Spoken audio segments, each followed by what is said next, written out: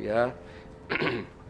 오늘 저는 평화의 대가라는 제목으로 은혜를 나누고자 합니다.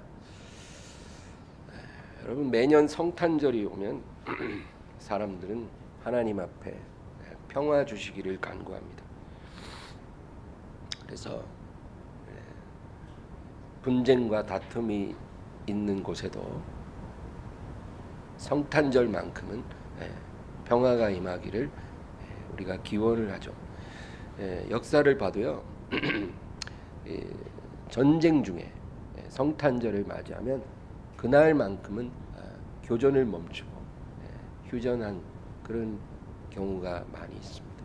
1차 세계대전 때 영국과 독일이 대치하고 있을 때도 두 나라가 다 기독교 국가잖아요. 그런데도 전쟁을 하는데 성탄절에는 휴전하자, 그런 적이 있었다는 것입니다. 성경을 보면 이 성탄절은 평화와 관련이 있습니다. 오늘 본문에 보면 예수께서 나시던 밤, 그 들판에 양떼를 지키던 목자들이 있었어요. 근데 갑자기 천사가 와서 아기 예수의 탄생을 알려줍니다. 그때 호련히 하늘의 수많은 천군 천사의 찬송이 들렸다는 거예요. 저는 오늘 아까 우리 여성 성도님들 찬양을 들으면서 오늘 본문하고 너무 잘 매치가 되는 것 같아요. 우리 성도님들의 찬양이 천사들을 찬양하는 것보다 더 아름다워요.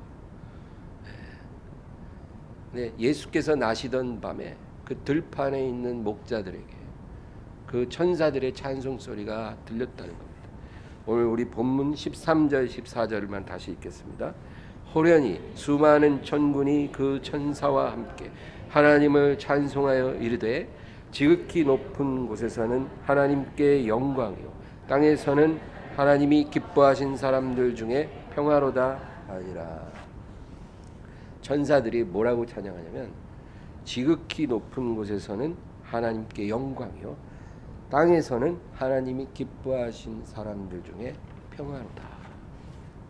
그런 찬양을 했다는 거예요. 여러분, 예수님이 이 세상에 육체로 오신 것에는 두 가지 의미가 있어요. 바로 이 천사들 찬양 속에 그 의미가 나타납니다. 첫째는 지극히 높은 곳, 어디예요? 천국입니다. 하나님 계신 천국에서는 하나님께 영광이 되고, 그리고 땅에서는 기뻐하시는 사람들 중에 평화가 있다는 거죠. 여러분, 하나님께서는 자기 영광을 드러내기 위해 그 아들을 보내신 것입니다. 하나님의 영광을 나타내려고 그 아들이 이 땅에 오신 거예요. 하나님께서는 자기 영광을 드러내기를 원하십니다. 그래서 여러 가지 표적이나 역사를 나타내시는 거예요. 하나님 영광을 위한 것입니다. 죽은 지 나흘 된 나사로를 다시 살리실 때도 예수님께서 하나님 아버지의 영광을 드러내려 함이라 그러셨어요. 어떤 사람들이 나면서부터 소경된 자를 가리키면서 주여, 이 사람이 소경된 것이 누구의 죄 때문입니까? 자기의 죄입니까? 부모의 죄입니까? 이는 그 누구의 죄도 아니라 하나님의 뜻을 나타내기 위함이라. 하나님의 영광을 나타내기 위해서 그렇게 된 거라는 거예요. 하나님은 자기 영광을 나타내기 위해 죽은 자도 살리고 또 소경된 자도 다시 보게 하십니다.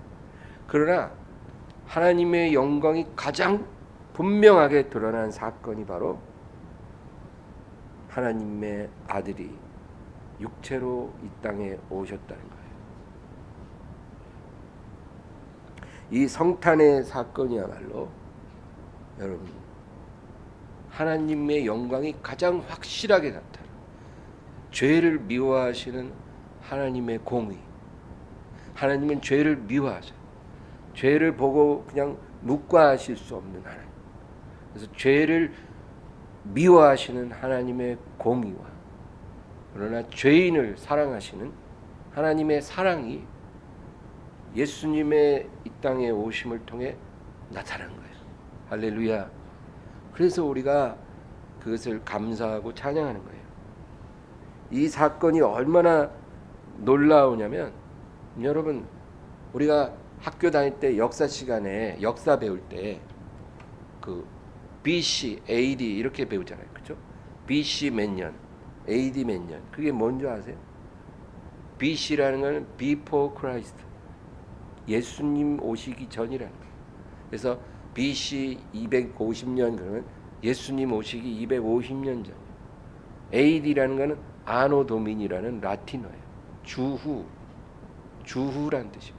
주님 오신 후. 그래서 지금이 AD 2022년이라는 거예요.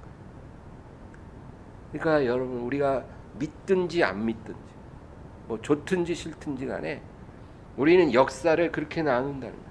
예수님 오시기 전과 예수님 오신 후로 나눕니다. 그만큼 예수께서 육체로 이 땅에 오신 사건은 역사상 가장 중요한 사건. 하나님의 공의와 사랑이 더 이상 더 분명하게 나타날 수 없는 거예요.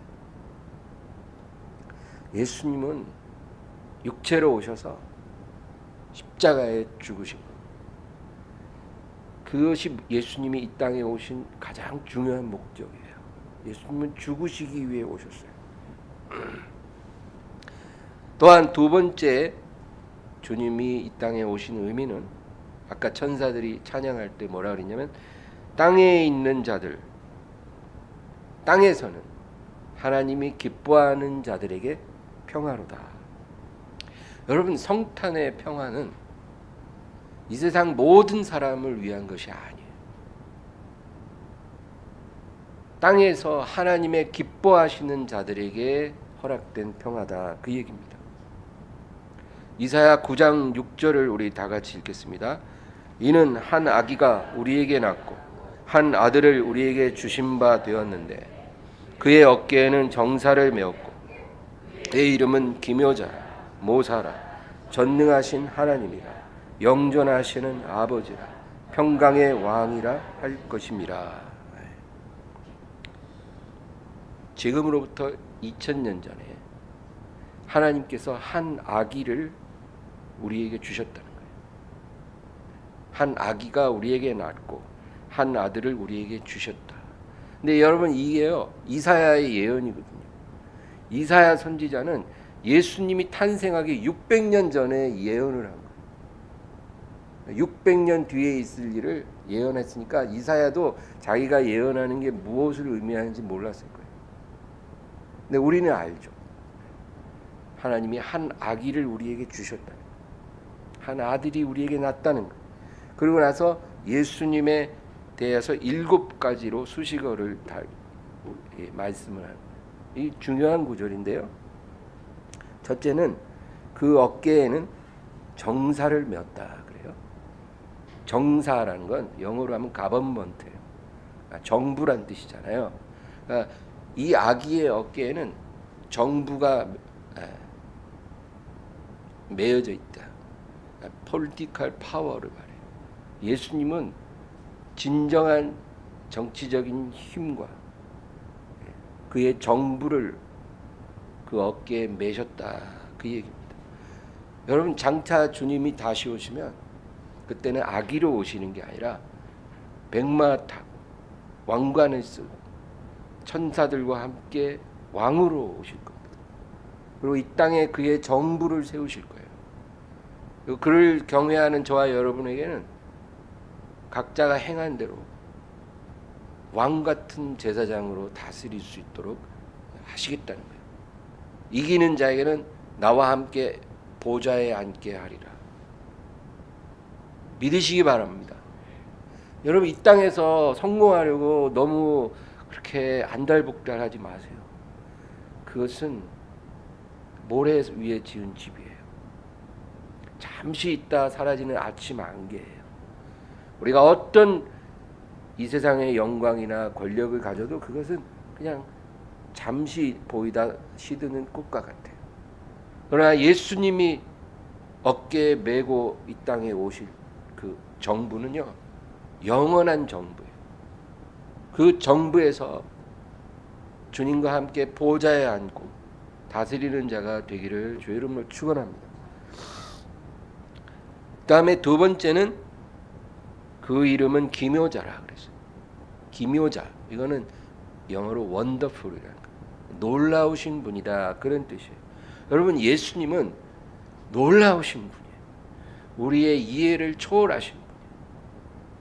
기묘자라, 이해할 수 없다, 가히 형언할 수 없다. 그리고 모사라, 카운슬러라, 그러니까 우리의 상담자가 되시고 친구라는 거예요. 우리의 아주 사소한 일도 주님은 관심을 갖고 계시고 우리와 그것을 나누고 조언해 주신다. 그 다음에 전능하신 하나님이라고 했죠. 예수님을 향하여 전능하신 하나님, 이거는 아버지에게 쓰는 수식어잖아요. 예수님도 동일하다. 예수님은 근본 하나님의 본체라 그랬어요. 예수님은 하나님이세요. 하나님이 육체로 우리에게 오신 거예요. 영존하시는 아버지라 그래요. 예수님은 아들인데 왜 영존하시는 아버지라 그럴까요? 예수님이 이 세상에서 하신 말씀에 답이 있어요. 나와 아버지는 하나이니라. 하나예요, 하나. 아버지와 아들이 하나예요. 나를 본 자는 아버지를 보았거늘 어찌하여 아버지를 보이라 하느냐. 그러니까 제자들조차도 주여 아버지를 보여주시옵소서, 그러면 우리가 믿겠나이다. 이게 눈앞에 있는 허름한 세마포에 낡아 빠진 샌들을 신고 계신 예수님을 보면서 나와 아버지는 하나이라는 말씀이 믿어지지 않는 거예요. 아버지를 보여주시면 믿겠나이다. 나를 본 자는 아버지를 보았거늘 어찌하여 아버지를 보이라 하느냐. 여러분, 그래서 예수님에 대해서 이 한 아기가 낳았는데 영존하시는 아버지라는 거예요. 마지막 7번째 표현이 중요해요. 뭐예요? 평강의 왕이라 할 것입니다. 우리 아까 찬양할 때도 평강의 왕이 오시니 다 찬양하여라. 예수님은 평강의 왕, 평화의 왕이십니다. 할렐루야. 이게 무슨 말일까요? 예수님을 왕으로 영접하는 자에게 평화를 허락해 주시겠다, 그 말이에요. 이거 중요한 내용. 예수님을 왕으로 영접하기를 주의 이름으로 축원합니다. 예수님은요 우리의 왕이세요. 그래서 우리 아까 찬양 마지막 노래가 뭐였어요? 예수 우리 왕이여. 오늘 찬양을 너무 잘 고르셨어요. 예수님은 우리의 왕이십니다. 왕으로 예수님을 인정하는 자에게 뭘 주시냐? 평강을 허락해 주시는 거예요. 여러분, 우리말 성경에는 평화라고도 하고 평강이라고도 하고 평안이라고도 하고 화평이라고도 하고, 한국말은 같은 말도 여러 가지로 표현을 해요. 다 같은 거예요. 영어로는 그냥 피스예요. 피스. 네. 히브리어는 샬롬, 헬라어로는 에이레네. 그냥 한 단어인데 우리말만 평강, 평안, 평화, 화평 이렇게 여러 가지로 표현하지만 같은 말이에요. 예수님은 평강의 왕이고 평화의 왕이십니다. 그를 왕으로 영접하는 자에게 평화를 주시겠다고 약속하시는 거예요. 여러분, 예수님을 왕으로 섬기고 그에게 입맞추시고 그에게 복종하시기 바랍니다. 평화를 원하면 그에게 복종하세요. 그에게 복종이 안 된다면 평화도 원할 필요가 없어요. 소용이 없어요. 이사야 48장 22절 읽겠습니다. 여호와께서 말씀하시되 악인에게는 평강이 없다 하셨느니라. 아멘. 하나님을 왕으로 인정하지 않는 자, 그가 바로 악인이에요. 악인에게는 뭐가 없어요? 평강이 없다. 하나님이 평강을 허락한 적이 없어요.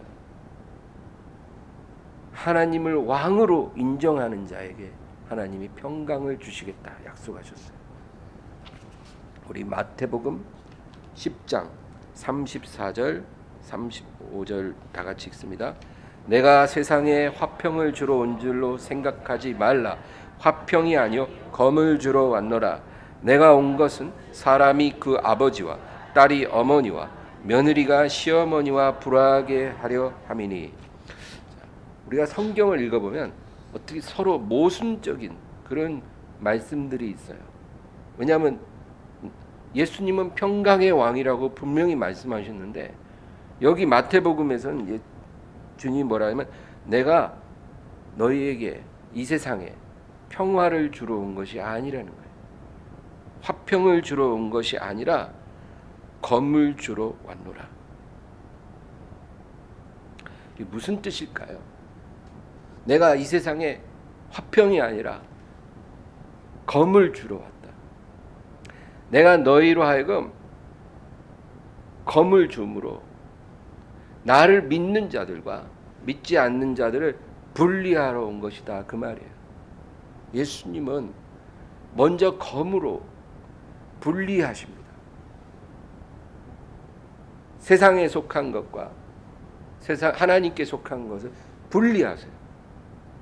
그리고 하나님께 속한 자들에게 평화를 허락하십니다. 그게 성경의 진리예요. 하나님이 우리에게 그냥 무턱대고 평화를 주시는 게 아니라 먼저 검으로 우리를 분리해내시고 그리고 평화를 우리에게 허락하십니다. 그러므로 우리는 주님이 우리에게 주시는 그 검으로 인하여 하나님보다 더 사랑했던 것들을 다 잘라내야 돼요. 우리가 그런 결단을 하지 않으면 하나님이 약속한 평화를 우리가 누릴 수 없어요. 평화 싫어하는 사람이 어디 있어요? 평안 다 원해요. 그러나 그걸 누리지 못하는 겁니다. 왜?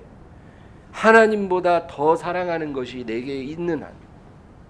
그래서 검으로 그거를 다 분리해낸 후에, 그거를 다 도려낸 후에, 그 다음에 예수님이 우리에게 왕이 되신 후에 그 백성에게 평화를 주신다 그 얘기입니다. 그 밑에 37, 38절 또 있겠습니다. 아버지나 어머니를 나보다 더 사랑하는 자 내게 합당하지 아니하고 아들이나 딸을 나보다 더 사랑하는 자도 내게 합당하지 아니하며 또 자기 십자가를 지고 나를 따르지 않는 자도 내게 합당하지 아니하니라. 이게 무슨 말입니까? 아버지나 어머니를 사랑하지 말라는 게 아니에요. 아들이나 딸을 사랑하지 말라는 게 아니에요. 당연히 사랑해야죠. 그러나 주님 말씀은 아버지나 어머니를 나보다 더 사랑하는 자는 내게 합당하지 않다. 아들이나 딸을 나보다 더 사랑하는 자도 합당하지 않고 자기 십자가를 지지 않는 자도 내게 합당하지 않는다. 그 말은 나 자신을 주님보다 더 사랑하는 자, 그 사람도 하나님께 합당하지 않다. 우리가 이런 마음으로 살기 때문에 하나님의 평화를 받을 수 없는 거예요. 하나님을 사랑한다고 말을 해요. 사랑하는 마음이 없는 건 아니에요. 그러나 하나님보다 더 사랑하는 게 있어요. 나 자신일 수도 있고 내 꿈일 수도 있고 내 즐거움일 수도 있고 내가 사랑하는 어떤 것일 수도 있고 사람일 수도 있고 그래서 주님께서 합당하지 않다라는 거예요. 그러므로 이러한 주님의 검으로 분리되는 이러한 고통을 감당하는 자에게 하나님의 평화가 주어진다는 겁니다. 이게 하늘나라의 놀라운 신비예요. 사람들은 성탄절이 오면 그것을 굉장히 낭만적으로 생각을 합니다. 성탄절 하면 굉장히 즐겁잖아요. 그러나 여러분, 이 성탄의 날이란 하나님에게는 엄청난 고통의 날이었어요. 오늘 우리는 그거를 기억해야 합니다. 성탄절은 하나님께는 어마어마한 고통의 날이었다는 거예요. 우리가 그거를 이해하지 못하고 그저 성탄절날 즐거워하는 것은 정말 잘못된 거예요. 여러분, 자기 외아들을 이 세상에 보내시는 하나님의 마음은 어땠을까요? 우리 한번 생각해 봐요.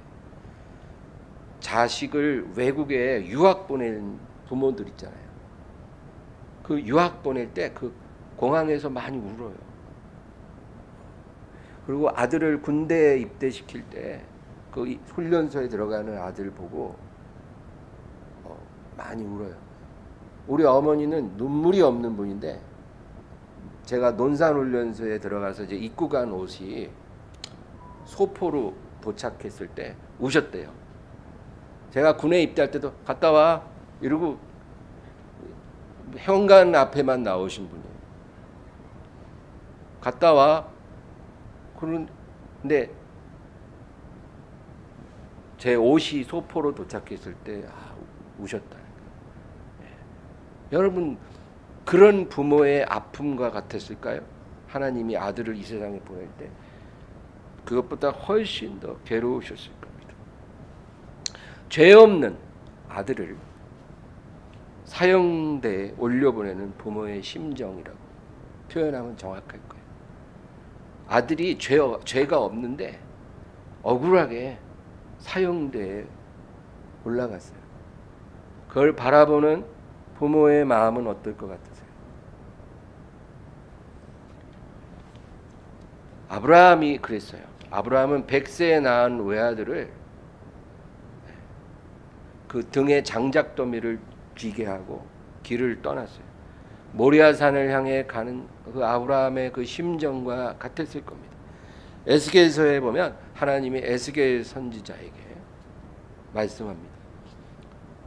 내일 너의 사랑하는 아내가 죽을 것이다.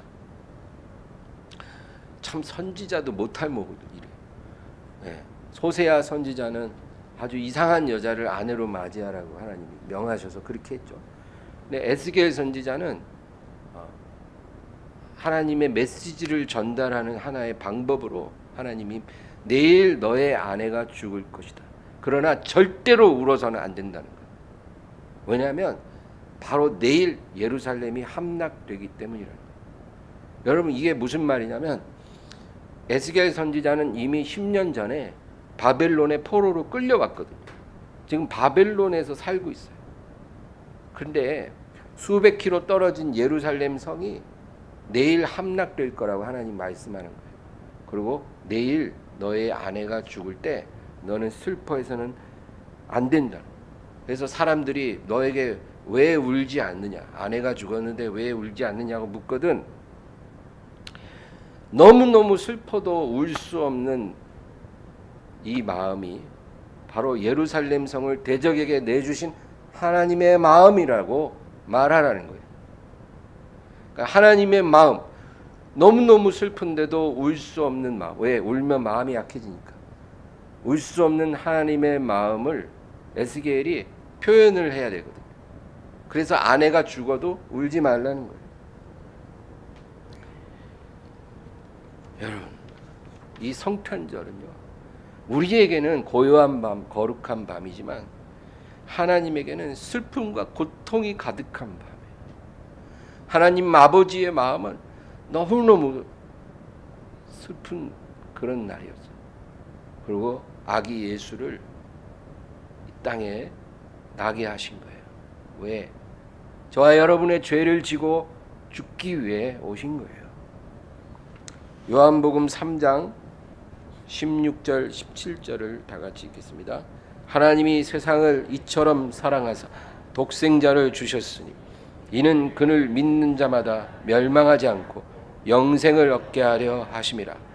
하나님이 그 아들을 세상에 보내신 것은 세상을 심판하려 하심이 아니요 그로 말미암아 세상이 구원을 받게 하려 하심이라. 여러분, 어느 누가 흉악한 범죄자를 구원하기 위해서 자기 외아들을 죽음에 내어줄 수 있겠어요? 누가 그렇게 할 수 있습니까? 근데 성경을 보면 하나님이 세상을 이같이 사랑하사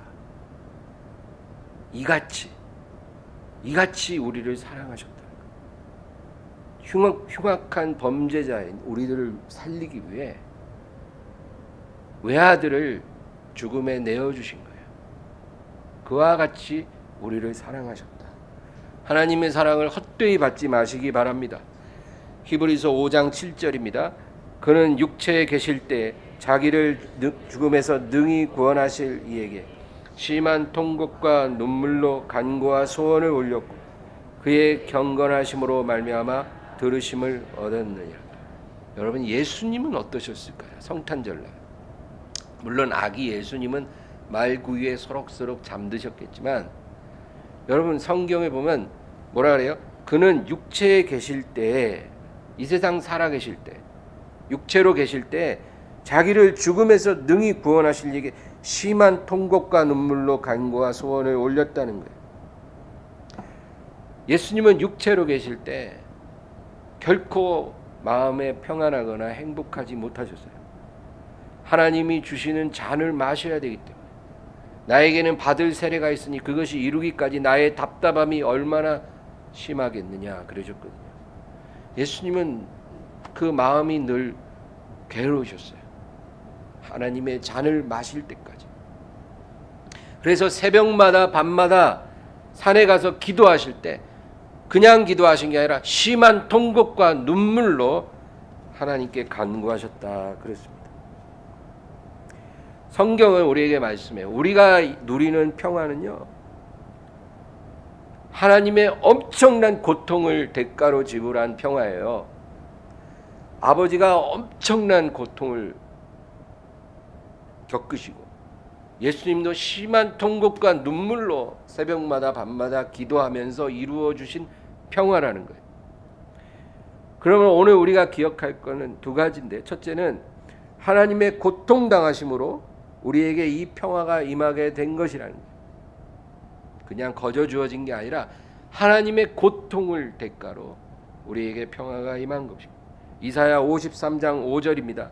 그가 찔림은 우리의 허물 때문이요 그가 상함은 우리의 죄악 때문이라. 그가 징계를 받음으로 우리는 평화를 누리고 그가 채찍에 맞음으로 우리는 나음을 받았도다. 하나님이 대가를 지불하신 거예요. 고통은 하나님이 받으시고 그로 인한 평화는 우리가 누리는 거예요. 이거 깨닫기를 바랍니다.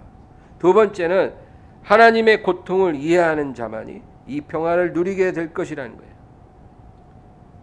여러분, 하나님이 우리를 위해 어떠한 일을 행하셨는지, 어떠한 대가를 지불하셨는지를 아는 것 당연히 중요하죠.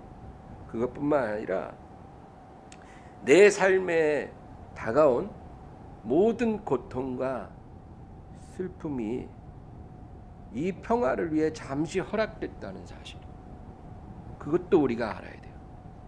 하나님께서 우리의 평화를 위해 고통당하신 건 맞아요. 그리고 저와 여러분에게도 일정한 고통과 슬픔을 주시는 거예요.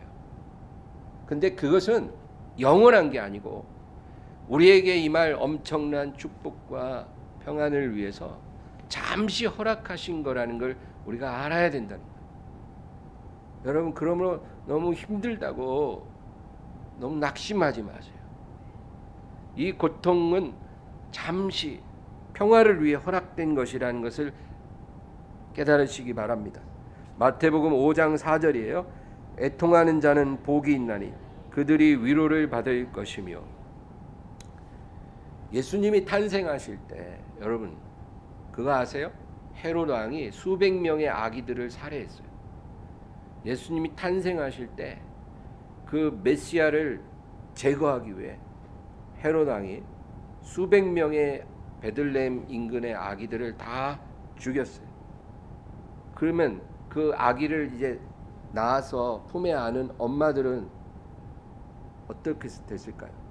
그거를 라헬의 애곡하는 슬픔이라는 표현을 해요. 라헬이 자녀가 없어서 애곡했거든요.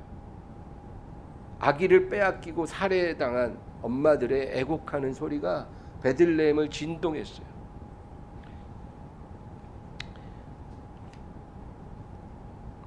여러분, 온 인류에게 빛을 주시기 위해 예수님이 이 세상에 오셨을 때 수백 명의 라헬의 애곡하는 소리가 있었던 것처럼 우리의 삶에도 하나님이 주시는 빛이 임하고 평화가 임하기 전에 우리가 애곡하는 일이 있을 수 있어요.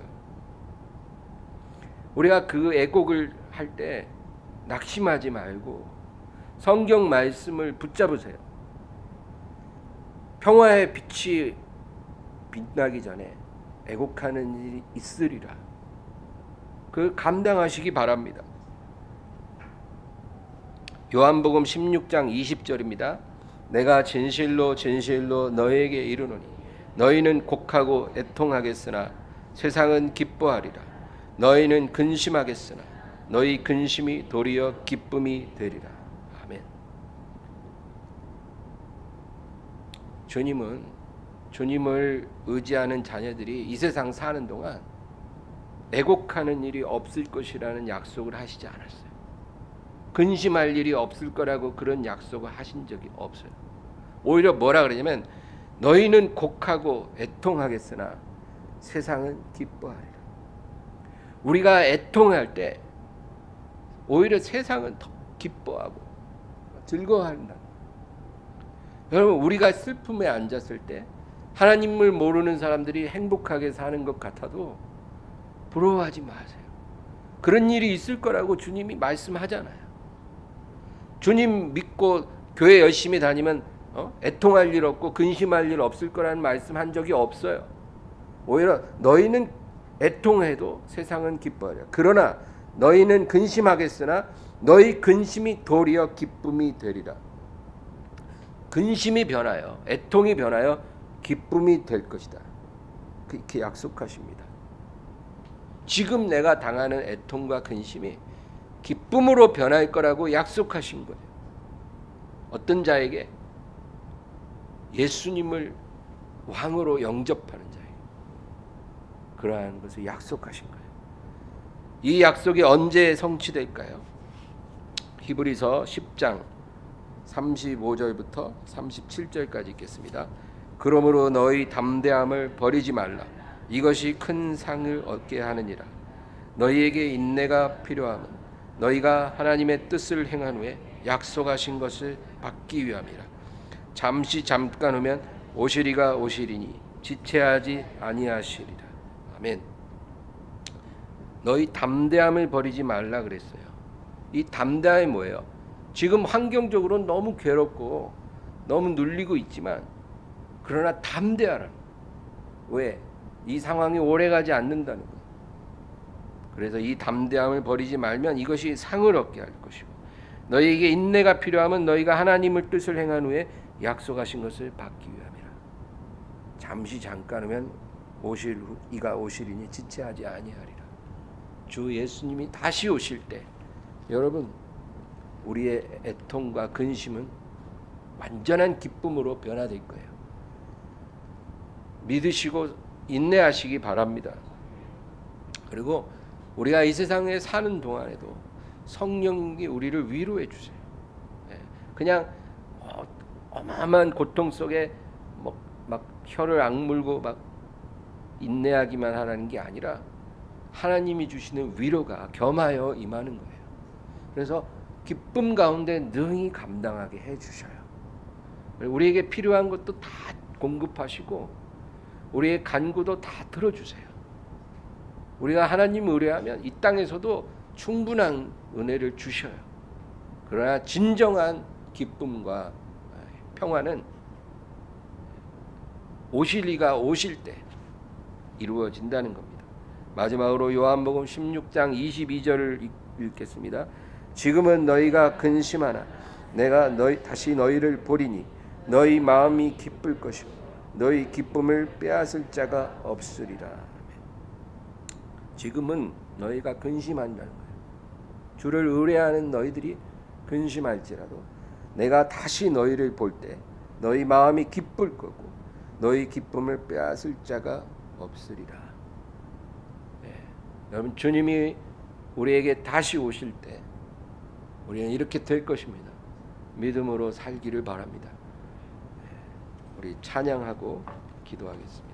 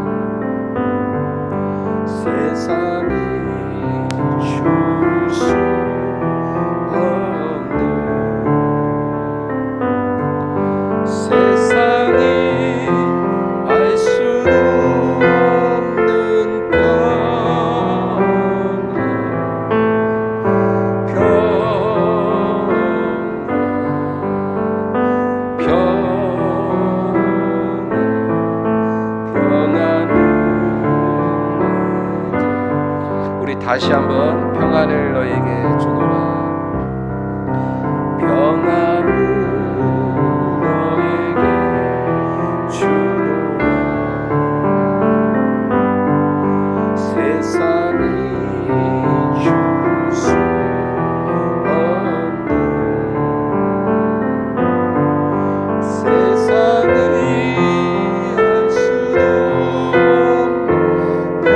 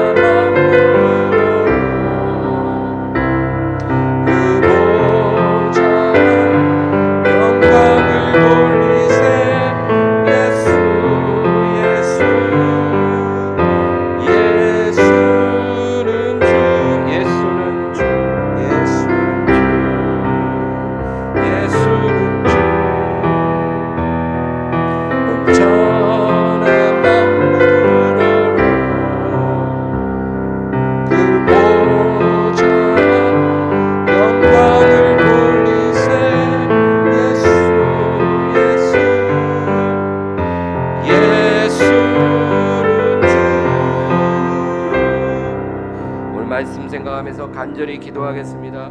주여 주여 주여